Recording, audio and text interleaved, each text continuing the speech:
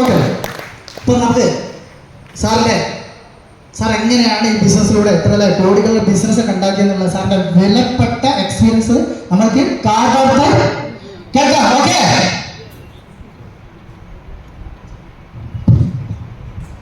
Okay, good evening. 2 കോടി BB എന്ന് പറയുന്നത് നിസ്സാര കാര്യമാണ്. ആണോ? നിങ്ങൾ ഹാപ്പിനെസ് ആഗ്രഹിക്കുന്ന ആളുകളാണ്. ഹാപ്പിനെസ് ആണോ? ഞാൻ പറയും അല്ല എന്ന് പറയും. എന്തുകൊണ്ടാണ്? നിങ്ങളുടെ പ്രതികരണം വെച്ച് ഒരിക്കലും ഹാപ്പിനെസ് കിട്ടാൻ ഒരു സാധ്യത ഇല്ലാത്ത ലിസ്റ്റിലേക്ക് നടന്നു പോയിക്കൊണ്ടിരിക്കുന്ന ആളുകളാണ്. ആണോ അല്ലേ? എന്തുകൊണ്ടാണ്? ഹാപ്പിനെസ് ലൈഫിൽ വരുന്ന ആളുകൾ എന്ന് പറയുന്ന എനർജിയാണ്. എക്സൈറ്റ്മെന്റ് ഉള്ളവർക്ക് ഹാപ്പിനെസ് മൈലേജ്. അങ്ങനെയാണ് ഞാൻ പറഞ്ഞ സത്യമാണോ അല്ലയോ? ഞാൻ ഗുഡ് ഈവനിങ് പറഞ്ഞു. നിങ്ങൾക്ക് എന്ത് എനർജിയാണ്? ഉണ്ടോ? സത്യത്തിൽ വലിയ റാങ്കിലേക്ക് പോകുമ്പോൾ ആ ഒരു എനർജി എക്സൈറ്റ്മെന്റ് ആരുടെ കൂടി പിടിക്കുന്നു അവർക്ക് മാത്രമേ സക്സസ് ഉള്ളൂ എന്നാണ് മൈലേജ് മാനേജ്മെന്റ് പറയുന്നത്. അങ്ങനെ എനിക്ക് ഒടുക്കത്തെ എനർജി ആയിരുന്നു എപ്പോഴും. എനിക്ക് ഉള്ളപ്പോഴും എനർജി ഉണ്ട്, ഇല്ലാത്തപ്പോഴും എനർജി ഉണ്ട്. അങ്ങനെ ആരൊക്കെ കീപ്പ് ചെയ്യും? ആ ഒരു സ്റ്റാബിൾ ആയിട്ട് എനർജി കീപ്പ് ചെയ്യുന്ന ആളുകളെ സ്വപ്നങ്ങൾ കണ്ടിട്ട് കാര്യം. എം എ ലക്ഷ്യം ഞാൻ പറയും ഒരു ബ്രഷാണ്. നിങ്ങളുടെ ലൈഫ് എന്ത് ചെയ്യാം, എങ്ങനെ വേണേ വരക്കാം. സോണോ ശരിയാണല്ലോ? അതിനും എനർജി ഇല്ലാത്ത പറയുന്നത് വൃത്തിക്ക് പറഞ്ഞു. എന്നെ പരിചയപ്പെടുത്താം. മിസ്റ്റർ, എന്റെ പേര് സുജേഷ് ആണ്. സ്ഥലം വടകരയിൽ നിന്ന് ഏകദേശം 10 കിലോമീറ്റർ അപ്പുറത്ത് കുന്നുമ്മക്കരാന്ന് പറയും. അവിടെ നിന്നാണ് ഈ ഓപ്പർച്യൂണിറ്റിയിലേക്ക് ഞാൻ വരുന്ന സമയത്ത് 2016 ക്ലാസ് കാലഘട്ടത്തിലാണ് വരുന്നത്. വടകരയിൽ ഒരു RTO ഏജന്റായിട്ട്, ഒരു ഓട്ടോ കൺസൾട്ടന്റ് ആയിട്ട് വർക്ക് ചെയ്യുന്ന സമയത്ത് ഇത്രയും ഞാൻ പറയും ഈ ഒരു ഓപ്പർച്യൂണിറ്റി കേൾക്കുന്ന സമയത്ത് എന്നേക്കാൾ ഒരുപാട് ഭാഗ്യം ചെയ്തവരാണ് ഇന്ന് പുതുതായിട്ട് ഈ ഓപ്പർച്യൂണിറ്റി കേൾക്കാൻ വന്ന് നിങ്ങൾ പറയും. എന്തുകൊണ്ടാണ് ഒരു സംശയം തോന്നാം. ഇത്രയും ടെക്നിക്കൽ, ഇത്രയും AC സുഖകരമായ അവസ്ഥയിൽ നിന്ന് ഈ ഓപ്പർച്യൂണിറ്റി കേൾക്കുക എന്ന് പറഞ്ഞാൽ ഒരു ഭാഗ്യം ആണോ അല്ലേ? പക്ഷെ ഞാൻ കേട്ടത് ഒരു നോക്കിയുടെ ചെറിയ ഫോണിൽ വെച്ചിട്ടാണ്. അപ്പൊ എന്ത് പറയും, എനിക്ക് പ്രോഡക്റ്റ് കാണാൻ പറ്റുമോ, വളരെ വിശദമായിട്ട് സംസാരിക്കാൻ പറ്റുമോ? ഇല്ല. എന്റെ ജോലി കഴിഞ്ഞ് വീട്ടിൽ റെസ്റ്റ് ചെയ്യുന്ന സമയത്ത് എന്റെ ഒരു സഹോദര തുല്യനായിട്ടുള്ള വളരെ അടുത്തൊരു സുഹൃത്താണ് മിസ്റ്റർ ബെൽവി എം താമരശ്ശേരി.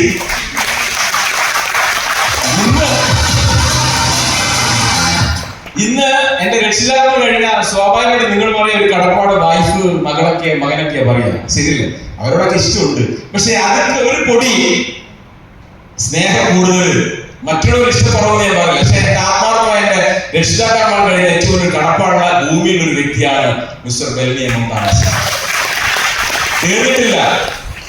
ബെല്ലി സാറിന്റെ തൊട്ട താഴെയായിട്ട് ഒരു മെന്ററായിട്ട് എന്റെ കൂടെ എന്നും എന്റെ സ്വപ്നങ്ങളെ നേരിടാൻ, സ്വപ്നങ്ങൾക്ക് ആവശ്യം വരാൻ CDC മിസ്റ്റർ ധനീഷ് മകൻ നമ്മുടെ കൂടെ കട്ടക്കപ്പോഴും. അങ്ങനെ ഒത്തിരി പേര് ഞാൻ ഈ ബിസിനസ് സ്റ്റാർട്ടിംഗ് വേളയില് മെന്റേഴ്സ് ആയിട്ട് പറയുകയാണെങ്കിൽ ഒത്തിരി പേരുണ്ട്. ഹരീഷ് ബാബു സാറ് എന്നും ഒരു പ്രചോദനമായിട്ട് സാറിന്റെ ലൈഫ് സ്റ്റൈലായിട്ടുള്ള സാറിന്റെ അച്ചീവ്മെന്റ് എപ്പോഴും ആലോചിക്കുമ്പോൾ തന്നെ ഒരു ഇൻസ്പിറേഷൻ ആണ്. ക്ലിയർ?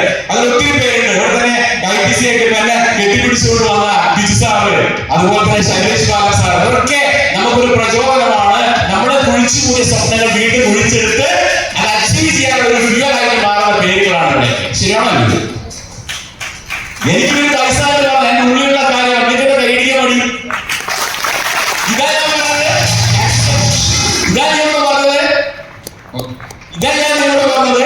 നിങ്ങൾക്ക് ഹാപ്പിനെസ് വേണമെങ്കിൽ ഒരേ ഒരു ടെക്നിക്കേ ഉള്ളൂ. എക്സൈറ്റ്മെന്റ് എനർജി ലെവൽ ഹൈ ആകുക. വേറെ ടെക്നിക്ക് ഒന്നുമില്ല. ശരിയാണല്ലോ? ഞാൻ എന്റെ ജീവിതത്തിൽ വേണ്ടി പോകണം. എവിടെ പോയാലും എത്ര പ്രശ്നങ്ങൾ ഞാൻ പുല്ലി പോലെ നിൽക്കൂ, ഒരു പ്രശ്നമില്ല. എന്റെ വൈഫിനോട് എല്ലാ മനുഷ്യൻ നിങ്ങളൊന്നും മനുഷ്യനെങ്കിൽ ഞാൻ ഇങ്ങനെ നിന്നാൽ കുറച്ച് കാലം റെഡിയായി പോകുന്നത്. ക്ലിയർ ആയോ? അങ്ങനെ ഈ ബിസിനസ് സ്റ്റാർട്ട് ചെയ്യും. എന്റെ ജോലി എന്ന് പറയുന്നത് രാത്രി 8 മണി വരെ എനിക്ക് ഓഫീസിൽ ഒരുപാട് തിരക്കും കാര്യങ്ങളുടെ ജോലിയാണ്. അതായത് RTO ഏജന്റ് എന്ന് പറഞ്ഞാൽ 100 കണക്കിന് കോളുകളുണ്ടാവും, ഉത്തരവാദിത്തങ്ങളുണ്ടാവും. അത് ഞാൻ പണിയെടുക്കാൻ മനസ്സിലാവുള്ളൂ.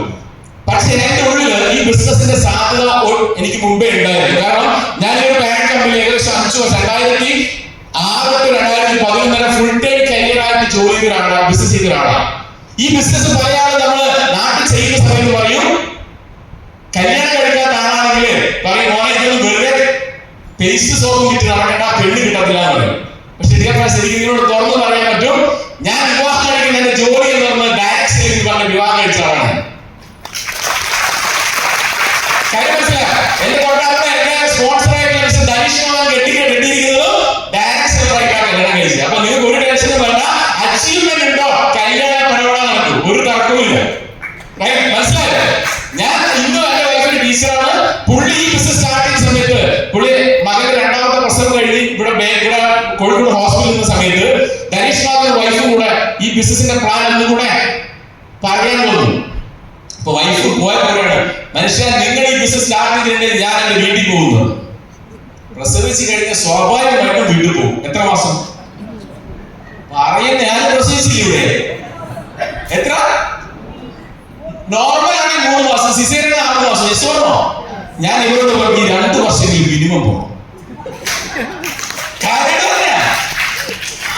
അങ്ങനെ നീ ഇവിടെ ഡെവലപ്പ് ചെയ്യാൻ കഴിയില്ല, അതുകൊണ്ട് ദേവിയെ സഹകരിക്കണം, നീ പോണോ? അപ്പൊ അവിടെ തന്നെ ശരിയായ തീരുമാനം പുള്ളിക്ക് ഞാൻ പോകില്ല. ഞാൻ എന്തുകൊണ്ടാണ് പറയാനുള്ളത്? ആ ബിസിനസിനെ പറ്റി മനസ്സിലാക്കി ഇവരുടെ വാക്കെടുത്ത് ഞാൻ ഇന്ന് ഈ ഓപ്പർച്യൂണിറ്റി വിട്ടിരുന്നെങ്കിൽ എന്റെ ചുറ്റുവട്ടം നിന്നും മൈലേഷ്യാല MLA പേഷ്യൻസ് ഒക്കെ പറക്കുക ഇവരുടെ ചുറ്റും. പക്ഷെ ദൈവസാക്ഷി അന്ന് തുടങ്ങുന്നുണ്ട് എന്റെ കീഴിൽ നീ പറക്കുന്നത്. മനസ്സിലാവുണ്ടോ? കാര്യത്തിന്റെ കട മനസ്സിലായോ? ഇന്ന് എന്റെ മക്കൾക്ക് കാര്യബോധമുണ്ട്. ഞാൻ 2016 തുടങ്ങിയില്ല എന്ന് വിചാരിച്ചാൽ ഞാൻ വിട്ടുപിടിക്കുക. വിട്ടാലും പറക്കൽ പറക്കും. ആരെങ്കിലും വേറെ ഏതെങ്കിലും ടീമിലുള്ളതാണ് ഇങ്ങനെ പറക്കും. എന്നോട് ചോദിക്കും, എല്ലാ അച്ഛാ നിങ്ങൾ അന്ന് തുടങ്ങിയ കച്ചവടം ഇത്. ഞാൻ മോനെ അത് അമ്മ സമ്മതിച്ചിട്ടാ. കാര്യബോധമുള്ള മോൻ ഒരു അച്ഛ, അമ്മക്ക് എന്താ പറയാ, അമ്മ ടീച്ചറല്ലേ, അമ്മ മട്ടിലെല്ലാം അറിയുമെന്ന് ചോദിച്ചു. ഞാൻ ആരായി? ഹലോ, ഞാൻ 0 ആയോ കാണുമല്ലോ. ഇതെനിക്ക് 2016 ഇത് പറഞ്ഞു. പക്ഷെ എനിക്കൊരു വാശിയോടെ പ്രവർത്തിച്ചു. ഒരു സെയിൽസ് അവിടെ നെക്സ്റ്റ് മന്ത് അവിടെ സോണൽ ടീം കോർഡിനേറ്റർ ആയിട്ട് വരികയാണ്. അപ്പോ ഇതിലും വലിയ പ്രശ്നങ്ങൾ എന്ത് ചെയ്യുന്നുണ്ട്, കുത്തുവാക്കുകള് ശ്രദ്ധകളൊക്കെ അനുഭവിച്ചു. ഞാൻ ഒരു കഥയുള്ള പറയാം, നിങ്ങൾ എന്നെ ഒരു പ്രചോദനമാവുകയും. ഞാൻ ഈ തുടക്കത്തിൽ ബിസിനസ് ആയിട്ട് പോയപ്പോ എന്റെ ഫാമിലിയിലൊക്കെ ഈ കച്ചവടം പറഞ്ഞു, എല്ലാവരും കളിയാക്കി വിട്ടു. അപ്പൊ ഒരു സർക്കാരിനിടയിൽ എപ്പോ ഇവരുടെ എന്നെ കളിയാക്കി എന്നെ കൊന്നു കൊലവിളിക്കുകയാണ്. മനസ്സിലായോ? അപ്പൊ എന്റെ ഏട്ടൻ അതിന് മുൻപന്തിൽ ഇരുന്ന ഒരാളാണ്. അപ്പൊ ഞാൻ എന്ത് ചെയ്തു, ഏട്ടൻ ഹെയർ ഓയിൽ എന്ത് ചെയ്തു, ജസ്റ്റ് ഇത് കൂടെ പറഞ്ഞു നിന്നെടുക്കാം, ഹെയർ ഓയിൽ കൊടുത്തു. അപ്പൊ ഹെയർ ഓയിൽ കൊടുത്തപ്പോ ഈ ഫംഗ്ഷൻ കഴിയുമ്പോൾ പറയാണ്, ഇവന്റെ ഉദ്ദേശം എന്നെ കളിയാക്കുക എന്നതാണ്. ഇവരെന്നോട് പറയാണ്, ആ ചുറ്റോട് പറയാണ്, ഇവന്റെ ഹെയർ ഓയിൽ ഉദ്ദേശിച്ചിട്ട് എന്റെ വൈഫിന്റെ ഉറക്കം പോയി. അങ്ങനെ അപ്പൊ എല്ലാവരും ചേർന്നത് അങ്ങനെ ഹെയർ ഓയിൽ വെച്ച് ഉറക്കം പോകേണ്ട വല്ല കാര്യമല്ലോ. അപ്പൊ ഇവൻ പറയാണ്, ഒരു 2 മണിയാകുന്ന സമയത്ത് കിടന്നുറങ്ങുന്ന ഒരു സൗണ്ട് വരുന്നു. ഇവൻ അത്യാവശ്യം കണ്ടില്ല. സൗണ്ട് എന്താ വരുന്ന വെച്ചപ്പോ 2-2:30 ആകുമ്പോഴേക്ക് മുടി പൊടിക്കാൻ തുടങ്ങും. നമ്മളെ ഹെയർ ഓയിൽ വെച്ചിട്ട് അതിന്റെ സൗണ്ടാന്ന് പറഞ്ഞു. എന്ത് ചെയ്യാൻ പറ്റും? നിങ്ങൾ ആലോചിച്ച് നോക്കിയാൽ ഇതിലും വലിയ പ്രശ്നങ്ങൾ, ഇതിലും വലിയ നാണക്കേട് വരികയോ. എന്നിട്ട് സുജേഷ് പിടിച്ചു നിന്നു. ഇന്ന് 2 കോടി ബിസിനസ് ഇതെല്ലാം അപ്പുറം പറഞ്ഞാൽ നിൽക്കും. ആ ഒരു തീരുമാനം, സ്ഥിരത, എനർജി, ഇതൊക്കെ ശരിയാണല്ലോ. എന്തായാലും ഈ ഒരു ഓപ്പർച്യൂണിറ്റിയില് ഞാൻ എന്ത് ചെയ്തു, സീരിയസ് ആയിട്ട് നിന്നു. എന്റെ കഴിവല്ല, എന്റെ കഴിവല്ല, തീർച്ചയായിട്ടും എന്റെ കഴിവല്ല, അത് ആത്മാർത്ഥമായിട്ട് എന്റെ കഴിവല്ല. നിങ്ങളെക്കാൾ കഴിവും ആഗ്രഹവും ആവശ്യമുള്ള ആയിരങ്ങൾ പുറമേയുണ്ട്. ശരിയാണല്ലോ. അവര് ഈ കഴിഞ്ഞ ദിവസം ഏകദേശം 3 ലക്ഷം ടീം വേണം.